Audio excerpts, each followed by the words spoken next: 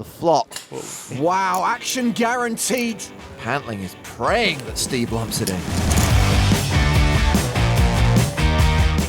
Sixes for Chris McClung. 400. Canadian raises to 400. I like how he popped that chip in there. That was cool. 7-8 suited for Vanessa Selbst. Calling from the hijack. 9-8 of hearts. More suited connectors for Thor. Heath Herring calls from the cutoff. King 4 of hearts for Carlos Sanchez. Sanchez is in position and getting some nasty pot odds. He calls. Kevin Thurman folds the small blind, and Russell Jones folds the big blind. So 4 players will see the flop.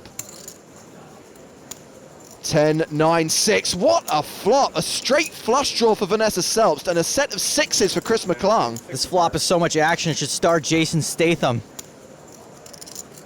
Let's not forget that Heath Herring has paired his 9, and he has a straight draw as well. McClung's very likely to think he has the best hand with a set of sixes. McClung has continued for 1150. Vanessa has little to protect against. A raise could chase away some of her action. She calls. Herring also flopped pretty huge, like his arms. He calls. Sanchez will get out of the way, so 3 players go to the turn. And there is the straight flush for Vanessa Selbst. Vanessa's inner monologue. Please someone bet. Please someone bet. McClung checks it. He does not oblige. It's actually a pretty scary board for bottom set. Vanessa checks as well. And Herring checks behind. 10 of clubs on the river. McClung improves to a full house. Rivering a full house, usually a good thing. This time, not so much. This is gonna get ugly. He bets 4,000. Vanessa only has 13,000 behind. How much will the raise be?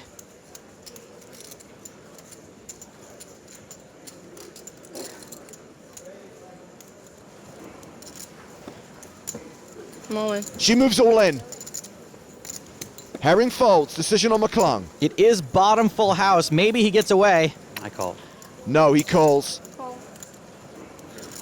Sick, man. Yeah. Figured you have a house. Yeah. McClung looks McStung. Sick. Sick. That was sicker than the monkey from Outbreak. It's rare to get a straight flush. It's even rarer to get paid the maximum with it. O'Dwyer raises his button with 8-10. Standard button raise.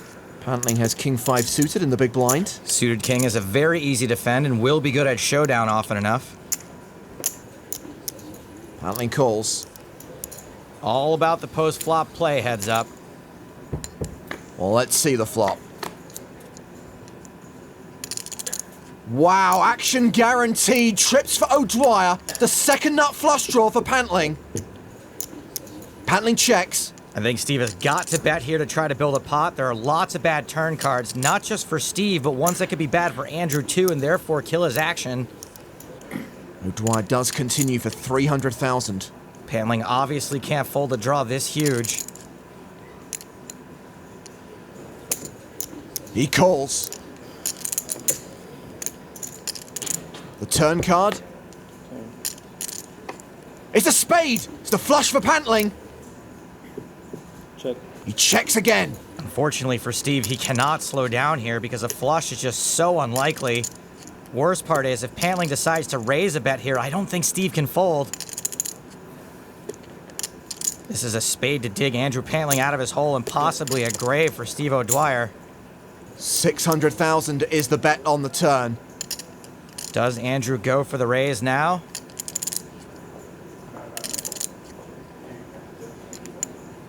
Signs point to yes.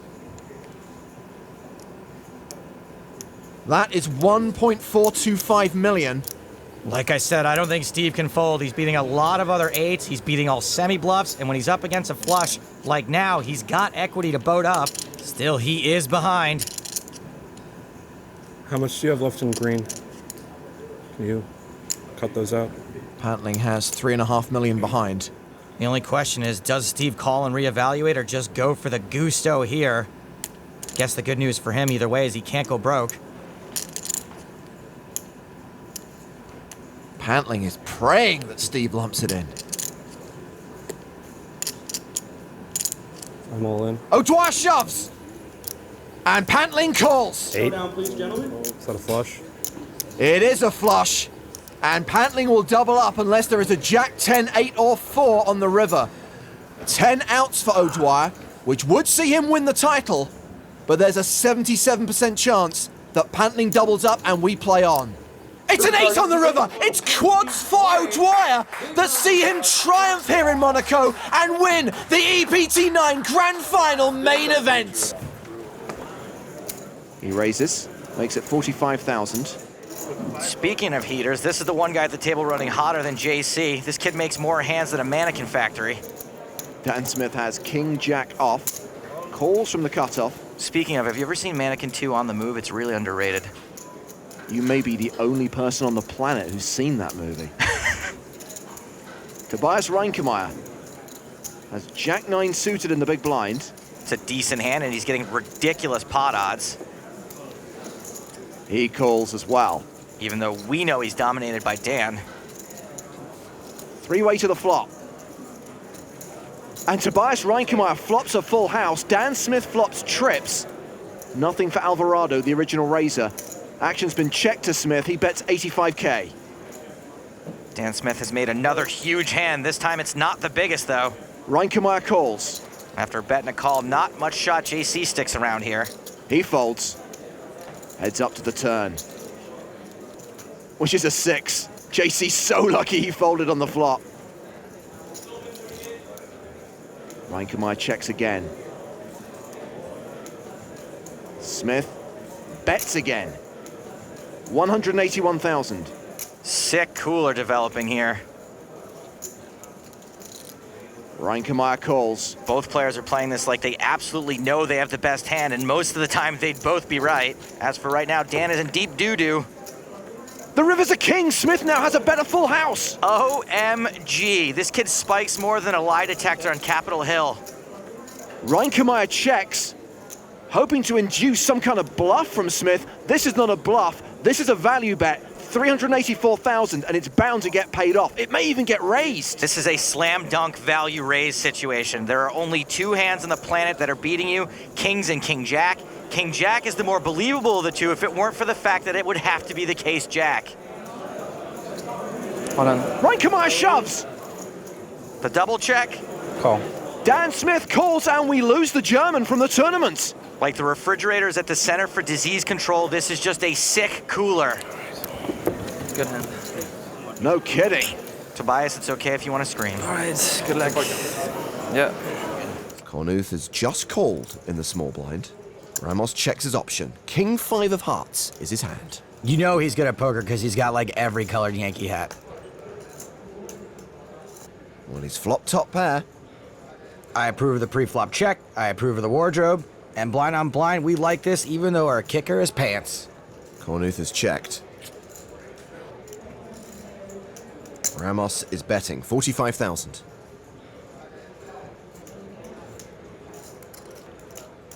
A call here doesn't scare me too much. Chance would call with pretty much any pair.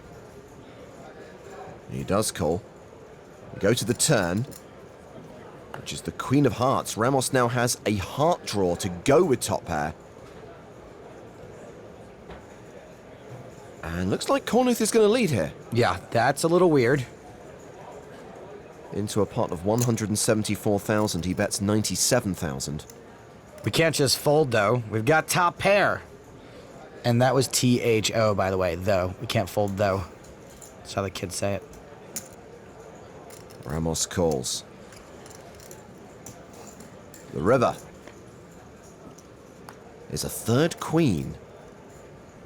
We'd really prefer he didn't bet again. Kornuth does bet enough to put Ramos all in. Wow, this is such a sick spot for us. This spot is sicker than the vomit scene from Team America. What does he do here with a king? I think Chance is rarely bluffing here, but he just lost a really big pot, and he could be trying to bluff us off a chop. He led the turn, and I don't think a bear king is going to do that.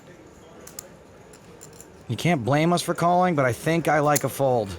I call. He calls. Kornuth Table's a queen. Just quads. Felipe Ramos is eliminated. Hashtag death by quads. Great to see you. Good game, man.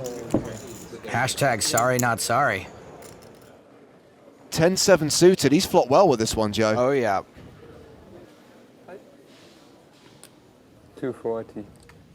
Raised to 240,000. He min raises the button. 10-9 for Ali Reza.